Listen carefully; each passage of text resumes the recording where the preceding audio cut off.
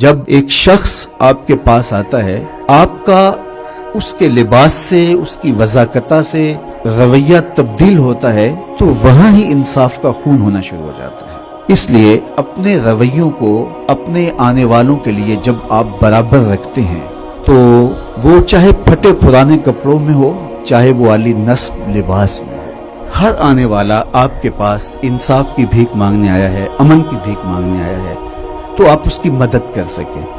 غریب کے ساتھ آپ زیادہ نرم رویے سے پیش آئیں گے تو اللہ کی اور رضا آپ کو نصیب ہوگی۔ میرے حضور کا رویہ ان لوگوں کے لیے جن کو کوئی پوچھتا نہیں تھا اتنا خوبصورت تھا کہ ایک خاتون آئی اور وہ مسجد نبوی کے دروازے پہ کھڑے ہو کے حضور کو ہاتھ سے اشارہ کرتی، تو آقا کریم علیہ السلام مصلی سے اٹھ کے اس کی بات سننے کے لیے جاتے ہیں۔ اس نے کہا میں نے آپ سے کوئی باتیں کرنی، فرمایا کیجئے۔ اس نے کہا یہاں نہیں کرنی۔ کہاں کرنی؟ مسجد نبوی سے باہر کھلی جگہ تھی، کہا آپ وہاں آ جائیں، وہاں آپ سے کوئی باتیں کرنی ہے۔ عرب کی دھوپ، کڑکتا ہوا ماحول اور حضور کا نازک بدن، کار نبوت کی اہم ذمہ داریاں، اور اس عورت کا توازن عقلی بھی کچھ ٹھیک نہیں تھا، اور اس نے جو حضور سے باتیں چھیڑی تو پھر بات چھوڑنے کا نام نہیں لے رہی تھی۔ اب گھنٹے لگ گئے، حضور سن رہے ہیں کان لگا کے۔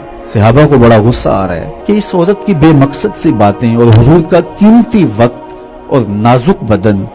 خیر جب خود وہ اپنی باتیں مکمل کر کے جانے لگی تو غالباً حضرت عمر نے کہا حضور اس کا توازن عقلی ٹھیک نہیں ہے، اور لوگ اس کو دیکھ کے راستہ بدل لیتے ہیں، جس سے باتیں چھیڑتی ہے پھر جان نہیں چھوڑتی۔ آپ کا وقت قیمتی اور بدن نازک اور کار نبوت کی اہم ذمہ داریاں، اور اتنی دیر اس نے آپ کو کھڑا کیے رکھا، آپ ایسی ویسی عورتوں کی باتیں کیوں سنتے ہیں؟ اس کی تو کوئی بات نہیں سنتا۔ تو حضور نے فرمایا عمر پورے مدینے میں اس کی کوئی نہیں سنتا، میں بھی نہ سنوں۔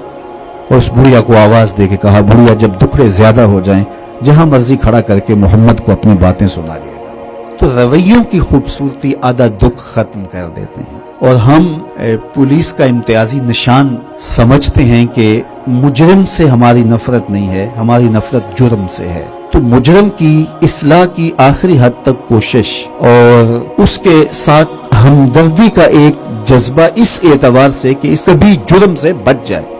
اللہ کے محبوب علیہ السلام کے پاس جب مائز ابن مالک آئے تو اس نے بہت بڑا جرم کیا تھا، تو حضور علیہ السلام نے انہیں 2-3 مرتبہ ٹالا، لیکن وہ بار بار خود اقرار کر رہے تھے۔ تو حضور نے فرمایا ٹھیک ہے ان کو لے جاؤ اور سنگسار کر دو۔ اور جب ان کو سنگسار کیا جا رہا تھا تو حضور علیہ السلام مسجد نبوی میں کبھی کھڑے ہو جاتے، کبھی بیٹھ جاتے۔ تو کسی نے کہا حضور خود ہی تو آپ نے حکم دیا ہے اور خود ہی رو رہے ہیں، چشمان اقدس میں آنسو ہیں۔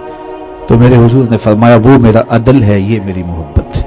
تو اس وطن کو، اس قوم کو، اس معاشرت کو سنوارنے کے لیے ہمیں ایک شفیق باپ کی طرح بننا پڑے گا، اور جب ناسور کاٹنا پڑے تو اس وقت ہمیں سختی بھی کرنا ہوگی، تاکہ ایسے شخص سے جس کا وجود اس قوم کے لیے، اس ملت کے لیے اور اس معاشرت کے لیے ضرر کا، نقصان کا سبب ہے، اس کے ضرر سے لوگوں کو بچایا جا سکے۔ لیکن اس شخص کی طرح جو نشتر مارتا ہے لیکن اس کا مقصد فاسد مادہ جات نکالنا ہے، نہ کہ مریض کے ساتھ ڈاکٹر کو کوئی دشمنی اور کوئی بیر ہوتا ہے۔